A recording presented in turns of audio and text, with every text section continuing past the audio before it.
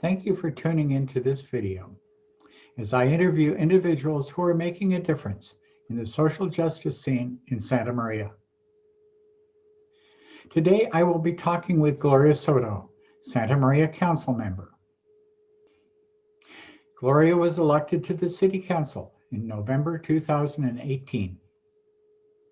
Gloria was born, raised, and educated in Santa Maria.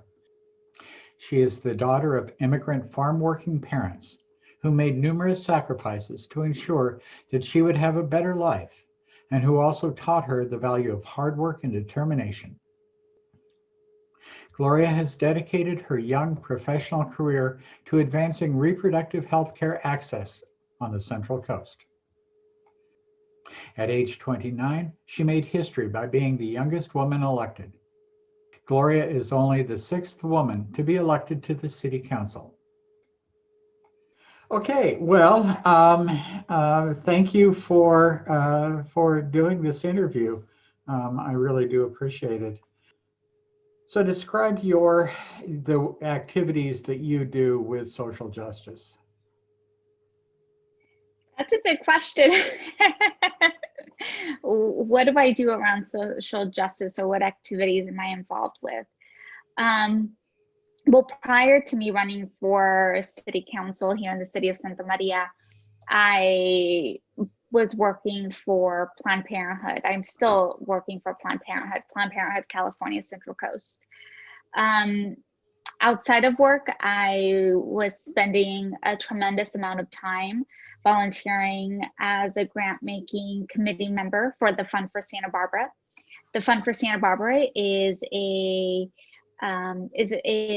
foundation that's focused on supporting grassroots organizations that are pushing for social justice, and their motto is change, not charity. And so really getting at the root cause of what's causing a lot of the inequities that we see today, and tackling them head on through activism and, again, grassroots organizing.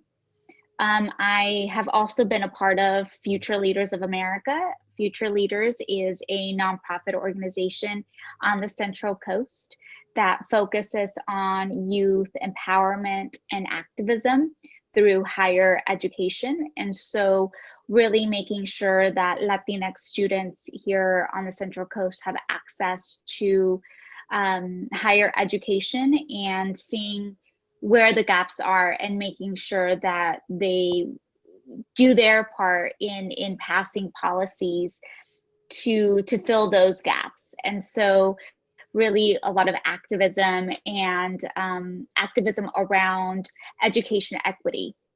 So what are your upcoming plans for making an impact in Santa Maria, and of course your position to make a tremendous impact? So what are some of your plans?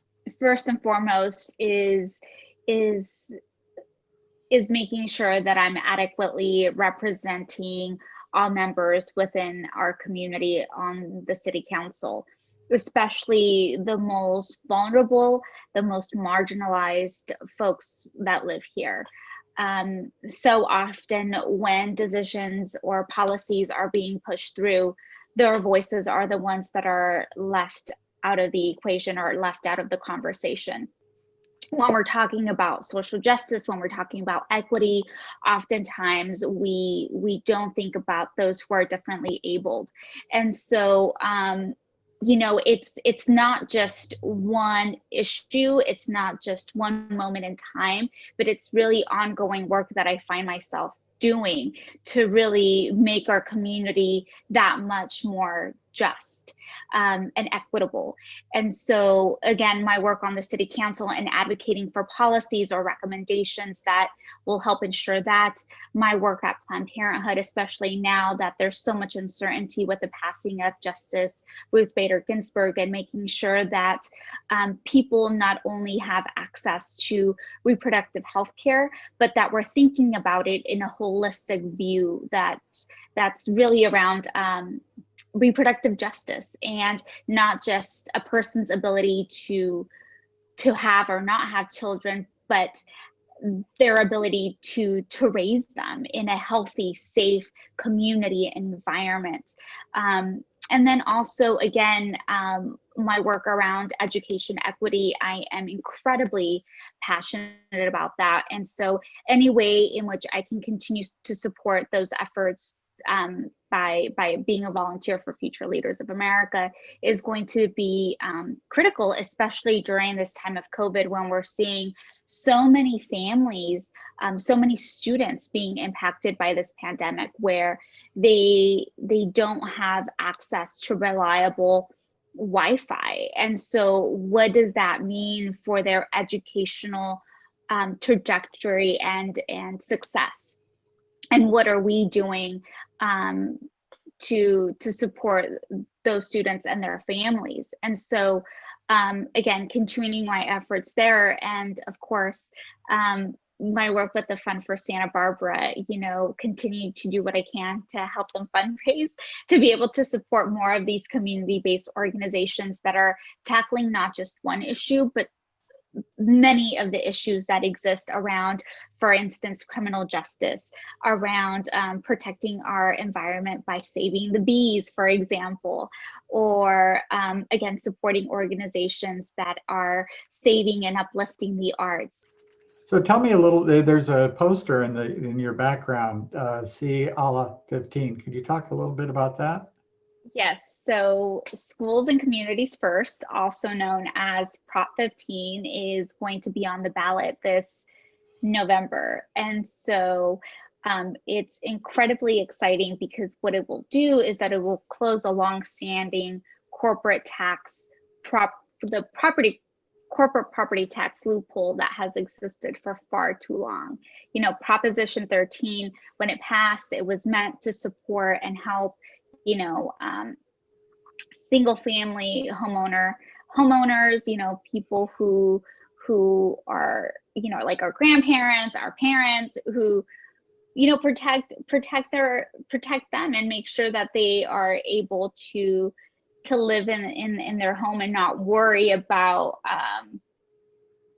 you know, an increase in their property tax. And so what's happened since the passing of Prop 13 is that corporations, large corporations, like for instance, Disneyland is a great example, have also quite benefited from Proposition 13, where they haven't been reassessed in years, right? And so then what that does is that it keeps money from our schools and communities. And so if Prop 15 were to pass this November, it would close that tax loophole that these large corporations have on their properties. And so here in Santa Maria, what that would mean is an additional $6 million for our high school district. It would mean $12 million for our elementary school district.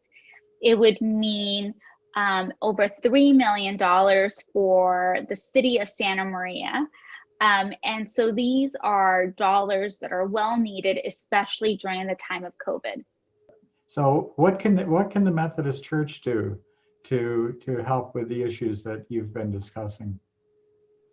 Our country is facing is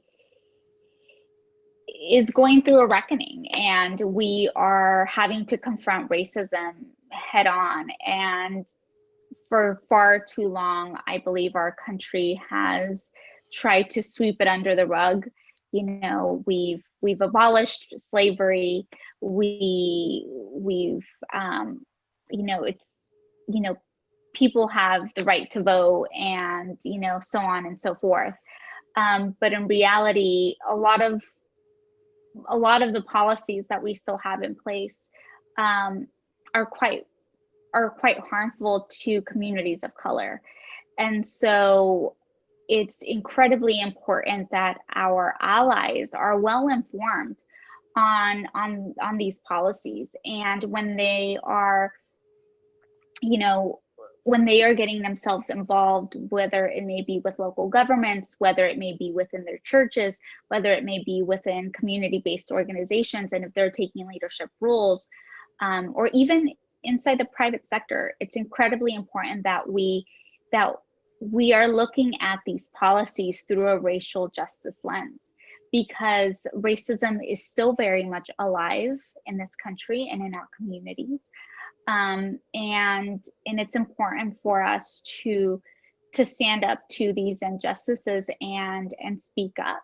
And so oftentimes what ends up happening is that it's the people of color who are doing that work. It's people of color who are needing to educate our white allies, are needing to stand up for ourselves in our communities. And to be quite frank, that gets very exhausting, and it's not always safe. There are repercussions for us speaking out and speaking truth to power. And people do expect the brown or the black or the indigenous person to be the one calling it out. And so quite often, I've been told, oh, you're pulling the race card, or don't talk about race because it has nothing to do with it. And so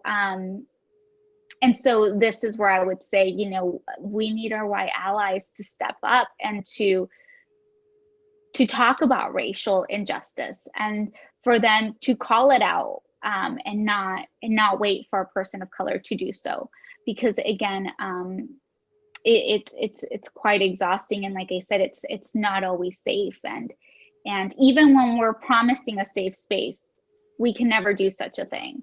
It's always hurtful, it's always painful, and there's always some sort of repercussion. And so what I would suggest to those who are listening, especially our white allies, to educate themselves, for them to educate themselves on white privilege, on racial inequities and injustices, and for them to say something and to stand up and to fight against these racist policies that we have in place. And when we are supporting or doing any sort of work, that we're looking at it through a racial justice lens. Gloria, thank you very much. This has been a wonderful interview. Thank you for participating. Of course, thank you for inviting me.